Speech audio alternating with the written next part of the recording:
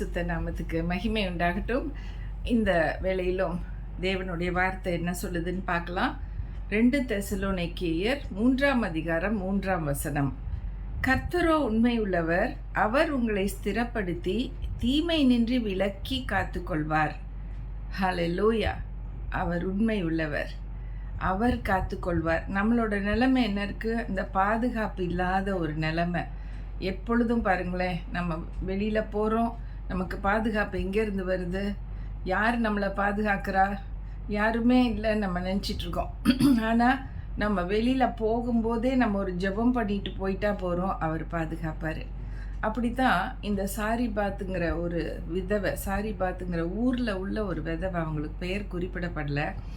அவங்க என்ன மாதிரி ஒரு நிலைமையில் இருக்காங்கன்னா, அடுத்து அவங்களுக்கு சாவு தான். அப்படி இருக்கக்கூடிய ஒரு நிலைமையில் ஒரே ஒரு பிள்ளைய வச்சுட்டு அவங்க கொஞ்சம் விறகு பொறுக்கிட்டு இருக்காங்க. கடைசியாக இருக்கக்கூடிய கொஞ்சம் மாவில் ஒரு அப்பம் பண்ணி சாப்பிட்டுட்டு இறந்து போயிடலான்னு. அப்போ எலியா அந்த இடத்துக்கு அனுப்பப்படுறார், கர்த்தரால் அனுப்பப்படுறாரு. அவரே சாப்பாடு இல்லாமல் தான் வராரு. சாரிபாத்துக்கிட்ட நீ போ, அந்த விதவை கிட்ட நீ போன்னு சொல்லி அனுப்பி வைக்கிறார். இந்த விதவை முதல்ல நானே இந்த விறகு பொறுக்கிட்டு இருக்கிறதுக்கு காரணம் என்னென்னா, இந்த அடையை நான் சாப்பிட்டு நாங்கள் 2 பேரும் செத்து போக போகிறோம். ஏன்னா எல்லா பக்கமும் ஃபேமின் வந்துருச்சு, வறுமை வந்துருச்சு, பஞ்சம் வந்துருச்சு. அதனால எங்களால் பிழைக்கிறதுக்கு இனி ஒன்றுமே இல்லை, இதுதான் இருக்குது லாஸ்ட்டு ஃபுட்டு எங்களுக்கு அப்படின்னு சொல்லும் பொழுது, அந்த தேவ மனுஷன் கேட்குறாரு, அதில் எனக்கு ஒன்று சுட்டு கொடுத்துட்டு அதுக்கப்புறம் நீ சாப்பிடலாம் அப்படின்னு சொல்கிறாரு. இருக்கதே ஒரு தோசைன்னா அந்த தோசையில் பாதி தோசை அவர் கொடுக்கணும். அந்த மாதிரி அவ்வளோதான் இருக்குது மாவு. அப்போ அவங்க கடவுளோட ஒரு மனுஷன் கேட்கும்போது நம்ம கொடுக்காமல் இருக்கக்கூடாதுன்னு சொல்லிட்டு அவங்க அந்த அடையை பண்ணி அப்படியே கொடுத்துட்றாங்க. அப்படியே கொடுத்தது தான் மிச்சம் பாருங்கள். அப்போ அந்த அம்மா கொடுத்த அந்த அடையை சாப்பிட்டுட்டு ஒரு ஆசீர்வாதம் கொடுக்குறாரு பாருங்க. உனக்கு உன் மாவு தொட்டி பிசைகிற அந்த மாவு தொட்டியில் மாவு குறையாது, உனக்கு சாப்பாட்டில் குறைவு இருக்காது, உனக்கு எண்ணெயில் குறைவு இருக்காது, அடுத்து மழை வர்ற வரைக்கும் உனக்கு எந்த ஒரு குறைபாடும் இருக்காது, நிறைவான சாப்பாடோடு நீ உயிரோடு இருப்பேன்னு சொல்லிட்டு ஒரு ஆசீர்வாதம். எப்படிப்பட்ட ஒரு ஆசீர்வாதம் பாருங்களா. அதே மாதிரி அநேக நாட்கள் மழை பெய்யாமல் இருந்துச்சு. ஆனால் இந்த சாரிபாத் விதவையும் அவங்க மகனும் பிழைச்சிக்கிட்டாங்க. கர்த்தருக்கு மகிமை உண்டாகட்டும். இதில் என்ன நமக்கு தெரியுதுன்னா, கர்த்தர் உண்மை உள்ளவர். கர்த்தர் உண்மை உள்ளவர். அவர் சொன்னால் அது மாதிரி கரெக்டாக செய்வார். நம்ம சொல்லி சில டைம் செய்ய மாட்டோம் பாருங்க, மறந்துடுவோம், ப்ராமிஸே பிரேக் பண்ணி விட்டுருவோம். அப்படி கிடையாது. நம்ம ஆண்டவராக இயேசு சொன்னது தான். அவருடைய தாசனாகி அந்த எலியா சொன்ன வார்த்தையின்படியே கர்த்தர் அதுக்கு இணங்கி அந்த அம்மாவுக்கு அவ்வளவு எல்லா சாப்பாடு எல்லாவற்றையும் கொடுத்து அந்த பஞ்ச காலத்தில் அவங்கள காப்பாற்றினார். இதுதான் ஒரு தீமை நின்று விலக்கி காத்து கொள்கிறார். அவர் உங்களை ஸ்திரப்படுத்துகிறார். இந்த அம்மாவுடைய கீழ்ப்படிதல் பாருங்கள். சொன்ன உடனே தன்னோட மகன் பசியோடு இருக்கான்னு சொல்லும்போது ஒரு தாய் பார்த்துட்டு இருக்க மாட்டாங்க, மகனுக்கு தான் கொடுப்பாங்க. ஆனால் இந்த இடத்துல அந்த அம்மா மகனுக்கு கொடுக்காம இந்த ஊழியக்காரனுக்கு கொடுக்குறாங்க. அது நிமித்தம் பெரிய ஆசீர்வாதம் பாருங்கள். அந்த வறுமையில் எல்லாருமே அந்த இடத்த விட்டே ஓடிடுவாங்க, அப்படியே மரித்து போயிடுவாங்க. ஒன்றுமே செய்ய முடியாது. இது ஒரு பெரிய ஒரு தீங்கு. இந்த பஞ்சம், இந்த வறுமைங்கிறது ஒரு பெரிய தீங்கு. அதுலேருந்து பிழைச்சி தப்பிச்சுக்கிறவங்க ரொம்ப அரிதாக இருக்கும். அந்த காலத்துலலாம் அவ்வளோ ஒன்றும் பெரிய மேன்மையாக அவங்க எல்லாமே சேர்த்து வச்சுருப்பாங்கன்னு சொல்லவே முடியாது. அவங்ககிட்ட இருக்கதே கொஞ்சமாக இருந்தது. அதில் தான் இந்த அம்மா ஒரு விதவையாக வேற இருக்காங்க. ஆனால் என்ன பண்ணுறார் இவர், உங்களை ஸ்திரப்படுத்தி உங்களை ஒரு தைரியத்துக்குள்ளே கொண்டு வருவார். நான் உங்களுக்கு எல்லாம் செய்கிறேன் அப்படிங்கிற ஒரு ப்ராமிஸை கொடுக்குறாரு பாருங்க. அது ஸ்திரப்படுத்தி தீமையை நின்று விலக்கி காத்துக்கொள்வார். ஹல்லேலூயா. என்ன ஒரு தீமைனாலும் இந்த இடத்துல சாரிபாத் விதவையோடைய ஒரு வறுமையை குறித்து நம்ம பார்க்குறோம். இந்த மாதிரி வறுமையான ஒரு சூழ்நிலை எங்கள் குரூப்பில் ஒருத்தங்க சொன்னாங்க. எப்படின்னா, அவங்க கணவர் திடீர்னு இறந்துட்டார். 2 மகன்கள் வச்சுருக்காங்க, சென்னையில் தான் இருக்காங்க.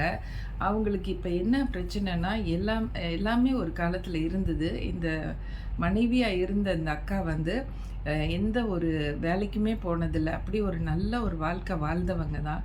திடீர்னு கணவன் இறந்ததுனால ஒரு திடீர் அடி பாருங்க. ஒரு பயங்கர பிரச்சனை ஆயிடுச்சு. அவங்களுக்கு இருந்த நகை, வீடு, காரு எல்லாத்தையும் கூட விற்றுருக்காங்க பாருங்க. அப்படி விற்று ஏதோ ஒரு வாழ்க்கையை ஓட்டிகிட்டு இருக்கும்போது தான் இந்த சகோதரன் என்னோடய ஃப்ரெண்டு போனார். போய் பார்த்துட்டு இவங்களுக்கு நிச்சயமாக நிலைவரமான ஒரு உதவி செய்யணும்னு சொல்லிட்டு என்கிட்டேயும் சொன்னாங்க. அதுக்கு உள்ள ஏற்பாடுகளும் நாங்கள் செய்ய முடிஞ்சிச்சு. கர்த்தருக்கு மகிமை உண்டாகட்டும். இந்த நாட்களில் யாரை கொண்டாலும் செய்வார் பாருங்க. இந்த சகோதரியை நமக்கு யாருன்னு தெரியாது, எவருன்னு தெரியாது. ஆனால் ஒரு சூழ்நிலையில் சிக்கொண்டு இருக்கிறாங்க. ஒரு தீங்கு, ஒரு பொல்லாப்பது சடுதியில் வந்திருக்கு, திடீர்னு வந்திருக்கு. அவங்களுக்கு என்ன செய்கிறதுன்னு அடுத்து தெரியல. ஆனால் எல்லா சொத்தும் எல்லா சுகமும் போன பிறகு உள்ள ஒரு வறுமை பாருங்க. நல்லா இருந்தவங்க வறுமையில் கஷ்டப்படுறாங்கன்னா அதை காட்டிலும் ஒரு வேதனை தரக்கூடியது ஒன்றுமே இருக்காது பாருங்க. அப்படி இருந்த அந்த சூழ்நிலையை கர்த்தர் மாற்றி அமைத்தார். இன்றைக்கி நல்லா இருக்காங்க. இன்றைக்கி ஒரு வேலையில் அமர்ந்து அவங்க நல்ல வேலை செஞ்சு அவங்க பிள்ளைகளை காப்பாற்றும் அளவுக்கு கர்த்தர் அவங்களோட இருந்து அவங்கள காத்துக்கொண்டார். நம்ம ஜெபிக்கலாமா? நல்ல ஆண்டவரே, நமக்கு நன்றி ஆண்டவரே. இப்படிப்பட்ட ஒரு நல்ல தோள் கொடுத்து ஸ்திரப்படுத்துகிற இருதயம் நொந்திருக்கிறவங்கள ஸ்திரப்படுத்தி அவங்கள அந்த சோர்வுலேருந்து நீக்கி அவங்கள வெளியில் அந்த ப்ராப்ளத்துலேருந்து வெளியில் கொண்டு வரீங்க ராஜா. நீங்கள் மனதளவில் அவங்கள வந்து சரி பண்ணுறீங்க ராஜா. அவங்க மனசில் இருக்கிற அந்த துக்கத்தையும் வேதனையும் அவங்க சகிக்க முடியாத பிரச்சனைகள்லேருந்து அவங்கள வெளியில் கொண்டு வந்து ஸ்திரப்படுத்தி அவங்கள அந்த தீங்குலேருந்து அவங்கள விலக்கி பாதுகாத்து கொள்கிறீங்க ராஜா. உமக்கு நன்றி ராஜா.